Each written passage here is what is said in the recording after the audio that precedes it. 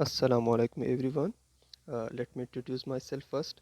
I am known as शाकिरुल्लाह Khan और मैं bachelors कर रहा हूँ एमएलटी में और मैं करंटली एनरोल्ड हूँ 5th सेमेस्टर में। और मेरा जो रजिस्ट्रेशन नंबर है वो ऑलरेडी आप लोग की स्क्रीन पे मेंशन है। और सर ने हमें मुख्तलिफ टॉपिक असाइन किए हैं अपनी मर्ज़ी के। तो जो मेरे चॉइस का टॉपिक है वो है टाइफाइड फ़ीवर। तो सबसे पहले हम टाइफाइड फ़ीवर को जानते हैं। Typhoid fever is a bacterial infection that can be life threatening. मुख्तलिफ़ किस्म के ऑर्गेनिज़म से हमें इन्फेक्शन हो सकते हैं। लाइक इस स्लाइड में मेंशन है बैक्टीरिया, लेकिन हमें वायरस से भी इन्फेक्शंस हो सकते हैं। दूसरे पैरासाइट्स हैं जैसे कि वॉर्म्स हैं और फंजाई हैं या फिर प्रोटिस्ट्स हैं, उनसे भी हमें इन्फेक्शंस हो सकते हैं। पर टाइफाइड जो है वो बैक्टीरियल इन्फेक्शन है जो कि कभी कभार लाइफ थ्रेटनिंग यानी कि फेटल भी हो सकता है। Most cases of typhoid fever occur in developing Nations. और ज़्यादातर जो केसेस रिपोर्ट होती हैं वो डेवलपिंग नेशंस में टाइफाइड फीवर के केसेस रिपोर्ट होती हैं। जो कि डेवलपिंग नेशंस वो जो कि आईटी में अभी रिवोल्यूशनाइज कर रहे हैं, जो आईटी सेक्टर पे काम कर रहे हैं, जो अभी तक ज़्यादा डेवलप नहीं हुए। However, the disease can occur anywhere, including industrialized countries like the US. लेकिन ज़रूरी नहीं है कि सिर्फ डेवलपिंग कंट्रीज़ में हो। ये डेवलप्ड कंट्रीज़ जैसे कि यूएस, यूके, चाइना, रशिया, इन कंट्रीज़ में भी टाइफाइड फीवर के केसेस रिपोर्ट हो सकते हैं। Typhoid fever is an acute illness associated with fever caused by the salmonella enteric.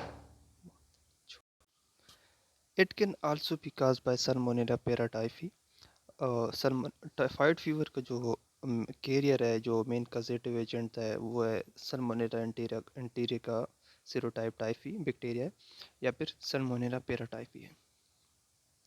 लेकिन जो सल्मोनेला पेराटाइफी है वो देख स्लाइड में ऑलरेडी मेंशन है कि लेस सीवियर इलनेस, वो ज़्यादा इलनेस काज नहीं करता। अब टू द नेक्स्ट स्लाइड में क्या है, नेक्स्ट स्लाइड में है काजेज़। तो क्या काजेज़ हैं टाइफाइड फीवर की?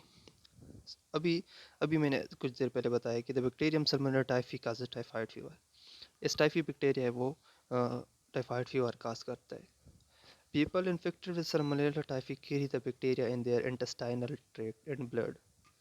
जो सल्मोनेला टाइफी या टाइफाइड फीवर जो डेवलप करते हैं जो ह्यूमन, तो वो उनके इंटेस्टाइनल ट्रैक्ट यानी कि इंटेस्टाइन में जो इंटेस्टाइन जो कि डाइजेस्टिव सिस्टम का हिस्सा है हमारे, उसमें सल्मोनेला टाइफी पाया जाता है या फिर ब्लड में।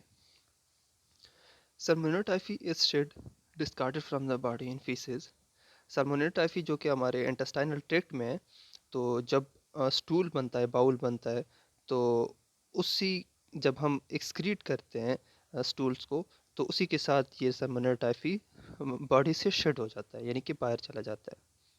इन सम केसेस, कुछ केसों में people who have previously had typhoid fever still carry Salmonella typhi bacteria.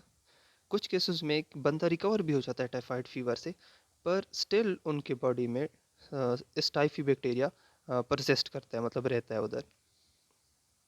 और this peoples are carriers of the disease, और इन ही बंदों को हम फिर इसी डिजीज़ का कैरियर भी बुलाते हैं। नेक्स्ट स्लाइड्स में है साइंस एंड सिम्टम्स।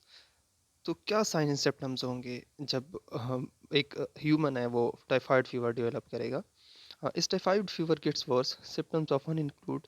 जब फीवर वर्सन होता रहता है, मतलब दिन गुजरते हैं और टाइफाइड फीवर इसी तरह परसिस्ट रहता है, मतलब। और तो क्या सिम्टम्स होंगे, हम क्या क्या चीज़ें डिटेक्ट करेंगे उस ह्यूमन में? तो सबसे पहले human high fever of up to 104 degree Fahrenheit temperature होगा उसको, जो कि जब हम टेम्परेचर देखेंगे तो वो 104 हम उसको डिटेक्ट करेंगे 104 डिग्री फ़ारेनहाइट। इसके अलावा हेडेक्स, उसके सर में दर्द होगा, एब्डोमिनल पेन होगा उसको, constipation followed by diarrhoea later. Constipation अगर उसको फॉलो करेगा क्या, डायरिया यानी कि loose motion. Small red spots on your abdomen or chest. सुर्ख कलर के धब्बे हम या तो चेस्ट में हम उसको स्पॉट करेंगे, डिटेक्ट करेंगे, या फिर एब्डोमिनल रीजन्स में। Loss of appetite and weakness, भूख नहीं लगेगी और साथ में कमज़ोरी भी फील करेगा। ऑब्वियस बात है कि अगर आप इंसान को भूख नहीं लगती या फिर उसके न्यूट्रिशन में कमी आती है, तो वो वीकनेस ही फील करता है। Other symptoms of typhoid fever include, दूसरे जो सिम्टम्स है वो हैं बॉडी एचेस, ब्लडी स्टूल्स, मतलब पूरे बदन में दर्द होगा, और जब स्टूल पास करेगा तो उसमें वो ब्लड भी देखेगा, चिल्स, बुखार, सीवियर फटीग, बहुत ज़्यादा थकावट फील करेगा, डिफ़िकल्टी इन पेइंग अटेंशन, और किसी चीज़ को पे फोकस नहीं कर पा रहा होगा या किसी चीज़ को अटेंशन नहीं दे पा रहा होगा, उसमें उसको डिफ़िकल्टी होगी। नेक्स्ट स्लाइड है रिस्क फैक्टर्स।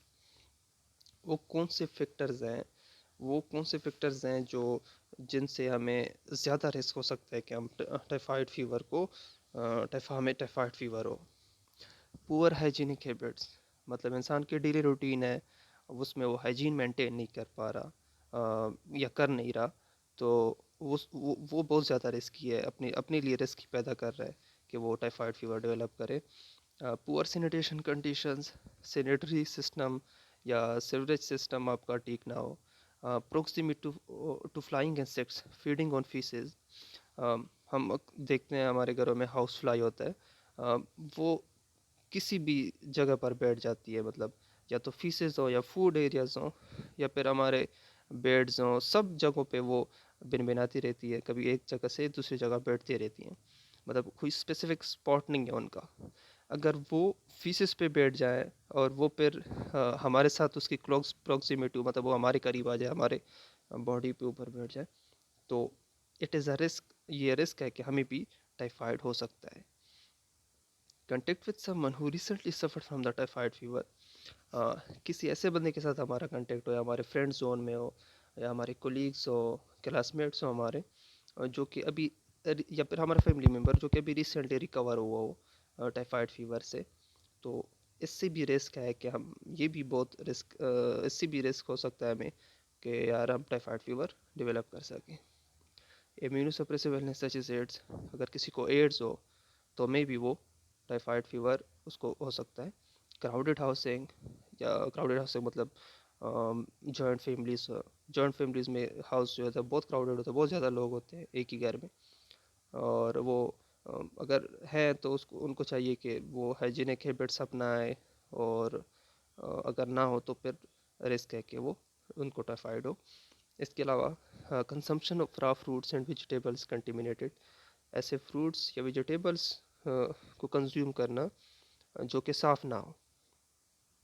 और being a health care worker, कोई हेल्थ केयर वर्कर है जैसे कि माइक्रोबियोलॉजिस्ट है, लैब टेक्नोलॉजिस्ट है, नर्स है, डॉक्टर्स है, तो वो भी उनको भी बहुत चांसेस है कि वो उनको टाइफाइड फीवर हो, क्योंकि वो इस तरह इन्वायरमेंट में ही काम कर रहे हैं जिधर सारी बीमारियां ही बीमारियां या फिर बैक्टीरियाज ही हैं या फिर दूसरे किस्म के एंटीजेंस हैं जो कि बीमारियां काज करती है।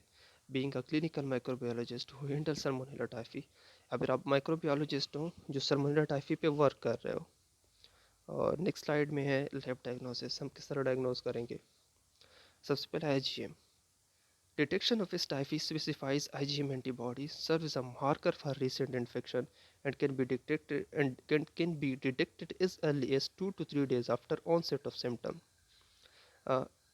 IgM एक एंटीबॉडी है। अब सल्मोनेल टाइफी एक्ट करता है एज एन एंटीजन, हमारे बॉडी के अंदर एंटर होता है, तो हर वो चीज़ जो बाहर से आती है हमारे बॉडी के अंदर हम उसको एंटीजन बोलते हैं। लेकिन ज़रूरी नहीं है, हमारे बॉडी के अंदर एंटोजीनस एंटीजन भी है। मैं बात करूँ एक्सोजीनस एंटीजन की, सल्मोनेल टाइफी एक्सोजीनस एंटीजन है। अब वो बाहर से हमारे बॉडी के अंदर आई है तो बॉडी रिस्पांस देगा in the form of antibodies, तो इस टाइफी के अगेंस्ट स्पेसिफिक एंटीबॉडीज़ बोलते हैं जिसको हम बोलते हैं आईजीएम।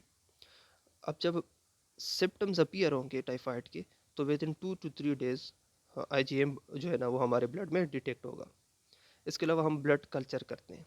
ब्लड कल्चर में क्या है, laboratory diagnosis of typhoid fever requires isolation and identification of Salmonella enterica serotype typhi. हम ब्लड कल्चर में सल्मोनेला टाइफी को क्या करते हैं, आइसोलेट करते हैं और उसको हम आइडेंटिफाई करने की कोशिश करते हैं ब्लड कल्चर में। क्या होता है, blood culture is considered as gold standard for diagnosis of typhoid and is best when performed within a week of onset symptoms. ये गोल्ड स्टैंडर्ड है, ये स्टैंडर्ड प्रोसीजर है। क्यों? क्योंकि आज ये अगर हम देखें ना, एंटीबॉडीज़ जो है वो हर किस्म के एंटीजन्स के अगेंस्ट प्रोड्यूस हो सकती है। ज़रूरी नहीं है कि आईजीएम सिर्फ इस टाइफी के अगेंस्ट प्रोड्यूस हो, या फिर इस आईजीएम ज़्यादा, इसका ये मतलब नहीं है कि हमें टाइफाइड फीवर है। तो वो स्टैंडर्ड नहीं है। स्टैंडर्ड क्या है? ब्लड कल्चर टेस्ट, जो कि हम स्पेसिफिक करते हैं इस टाइफी के लिए। मल्टीपल ब्लड कल्चर्स करते हैं, मल्टीपल सैंपल लेते हैं, और हम बेटर रिजल्ट प्रोड्यूस करते हैं। इसके अलावा क्या है? Real time PCR. PCR is a molecular test for diagnosis of typhoid and is ideally performed within first 5 days. Molecular level पे करते हैं इस टेस्ट को, और किस चीज़ को डायग्नोज करने के लिए? टाइफाइड को डायग्नोज करने के लिए, और 5 दिनों के अंदर अंदर करते हैं इसको। नेक्स्ट स्लाइड में क्या है कि हम किस तरह प्रिवेंट कर सकते हैं। सबसे पहले क्या है कि आप वैक्सीनेशन करो। छोटे बच्चों को शुरू शुरू में वैक्सीनेशन हो जाती है, लेकिन बाज़ ऐसे बैकवर्ड एरियाज़ हैं जहाँ पर वैक्सीनेशन नहीं कराते, तो उनको बहुत रिस्क है कि वो टाइफाइड फीवर उनको, तो ज़रूरी है कि यार आप वैक्सीनेशन कराओ। दूसरी ये है कि खाने पीने की चीज़ें उनको डाम के रखना चाहिए, कोल्ड नहीं होनी चाहिए, क्योंकि अभी कुछ स्लाइड्स पहले मैंने आप लोग बताया कि हाउस फ्लाई है, वो हर जगह बैठ जाती हैं, जो कि कैरी करती है इस टाइफी को। सही है। और इसके अलावा don't use waste water for washing और फूड प्रिपरेशन। खाने पकाने के बर्तन हैं, उनको हमें साफ़ पानी से ही साफ़ करना चाहिए, ना कि हम गंदा पानी लें और उसी से साफ़ करें। और इसके अलावा जो पानी हम पियेंगे तो ज़रूरी है उनको उबाल के पिएँ, और उनको उबाल के पियेंगे तो उसके अंदर जो बहुत ज़्यादा जर्म्स हैं, इंक्लूडेड सल्मोनेला टाइफी बैक्टीरिया, वो मर जाएंगी। That's all, thank you. यही थी हमारी प्रेजेंटेशन।